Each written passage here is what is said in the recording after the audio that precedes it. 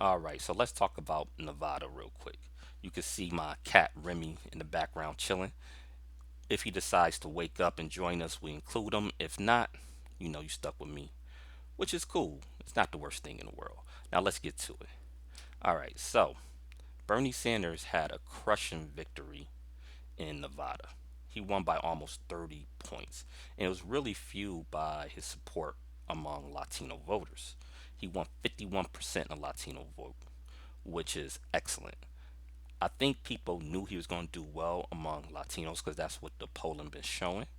But I don't know if anybody expected him to win over 50% of that demographic. He did well among black voters, 27%, but that was only second place. Biden had 39% among black voters, which give his campaign some life because in South Carolina, 67% of the electorate in the Democratic primary is black. And the last couple polls I've seen, a new CBS poll, that's my other cat, Corey right there. So Corey and Remy, hopefully, they don't start fighting, have to break them up. But anyway, Biden support among black voters should help them out a lot in South Carolina. Last poll I seen, a CBS poll, had them up by 5, which he really needs. He definitely really needs, especially heading into Super Tuesday, because you have South Carolina on Saturday, then you have Super Tuesday on Tuesday, that following Tuesday, March 3rd. So it's not a lot of time. It's not a lot of time at all. But Bernie's support among Latinos is really going to help them in Super Tuesday states. It's going to help them in states like Colorado. It's especially going to help them in states like California and Texas. The last polls shown Bernie Sanders ahead in both states. So it's it's getting about that time. And I've been watching a little bit of mainstream media this morning. I've been watching MSNBC, Morning Joe, CNN, and the establishment is freaking out.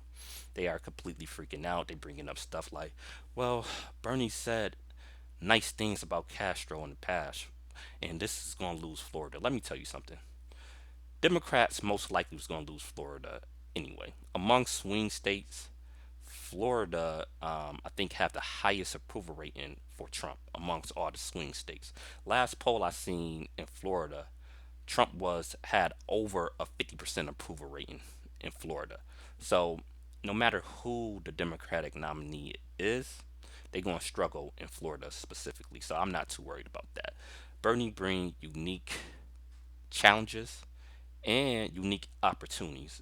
I think he will struggle more than other candidates in Florida.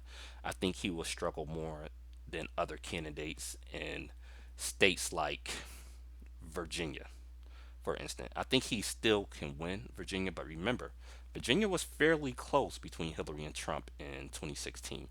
And I think that Bernie will struggle a little bit there. However, I think Bernie can do better than other candidates in places like Pennsylvania, Michigan, Wisconsin. Also, with his support among Latino voters, I think he can do well in Texas. I think he can do well in Arizona. So, we just have to see. Same thing was said in Trump in 2016 with breaking the Democratic firewall in Michigan, Wisconsin, and Pennsylvania. That was a risky strategy. So, just because it hasn't been done doesn't mean it can't be done. And you just gotta look to see what candidates got support for what demographics. So it'll be interesting to say the least. But the establishment is definitely freaking out. And what they don't understand is a lot of the things they bring up, people don't care about that. People care about specific issues. So with Trump, it was immigration. Yes, it was the wall, but in particular, immigration as a whole. That's what his voters cared about. On Bernie's side, a lot of his supporters care about healthcare. For people that got good healthcare, a lot of y'all don't think about it, but for people that have any type of health risk or had went to financial hardship due to medical bills, and also maybe people that's healthy but just spends tons of money on healthcare, like like the job I had before my current job. I was spending between healthcare and dental over $500 a month on healthcare and dental, and I'm healthy, you know, but the employer-based healthcare, we didn't have an option. Like it wasn't like my employer gave us a ton of options to choose from. It was one plan, you take it or leave it, or I could have went to the marketplace, and the marketplace was expensive. The marketplace was even more expensive. Like a lot of those options on marketplace was like over $700. So it's just like I think a lot of people in Washington and a lot of people in New York, I'm talking about the media class, not the regular citizens, don't understand the appeal of that. It's highly appealing. You know, Healthcare is a mess. The deductibles, the premiums, it's just crazy. It's just crazy, and that's really speaking to a lot of people right there. And I think that's fueling Sanders' support.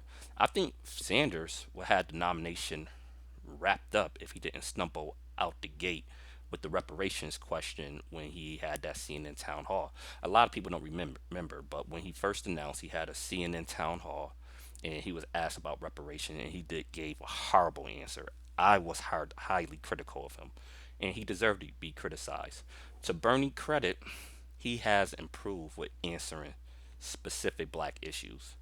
He have a historically black college plan, funding plan that is pretty good.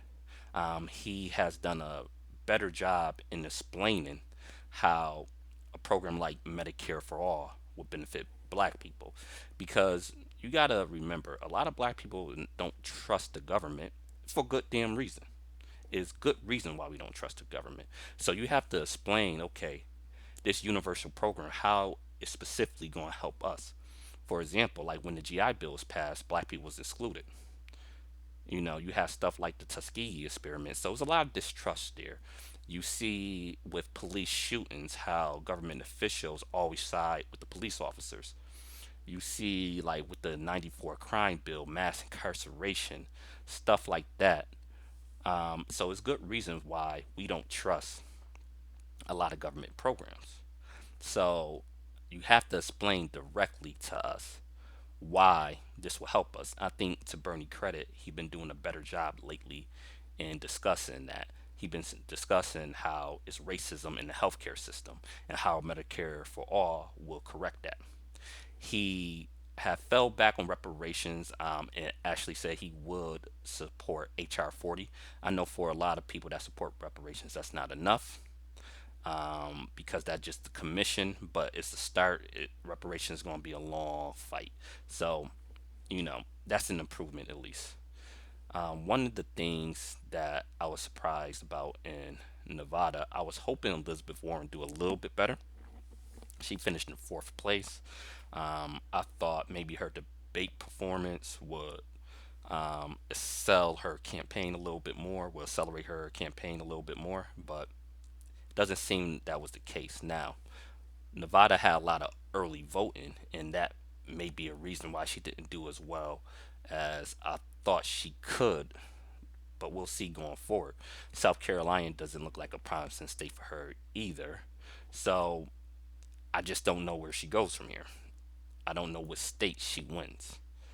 Maybe she can win Massachusetts, her home state, but last poll I seen there, her and Bernie was neck and neck. Matter of fact, Bernie was up 1 point on her.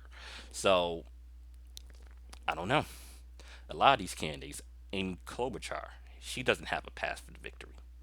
Buttigieg, he doesn't have a path to victory because they have like zero support among non-white voters. So you can't win like that. You just can't. So going forward is going to be interesting, and I've been laughing at the establishment freak out. I really have, and like they losing their minds because Bernie might win, and right now I think he should because he's speaking to issues that people care about. He's speaking to healthcare. He's speaking to tuition loan forgiveness. And I'm going to do a separate video of what's realistic because the questions are coming in like Bernie won't be able to get none of this done. I think some of that is true, but a lot of that is overstated I'm going to do a video about what I realistically think Bernie Sanders can get accomplished as president. So stay tuned for that. Don't forget to subscribe, hit that notification bell, share. Definitely trying to grow the channel. We're going to do a lot of good information. We're going to start breaking down policy heavy, real heavy here, because you're not getting that a lot of places. You're definitely not getting that on CNN. You're definitely not getting that on MSNBC, but you're going to get that with Say What I Mean. Definitely stay tuned. Definitely subscribe. Peace.